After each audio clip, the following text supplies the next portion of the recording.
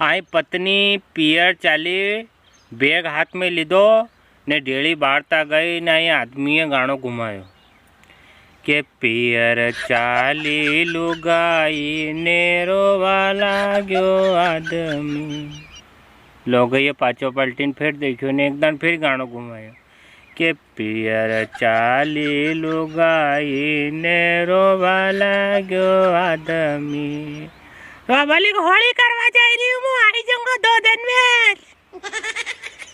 के धीरे धीरे दरो मारा घर का धनी ने वासे ही क्या धनी यार क्या लोग अपनी बीवी के सामने मुंह नहीं खोल पाते, वो लोग रात में खर्राटे मार मार कर अपनी बीवी से बदला लेते हैं।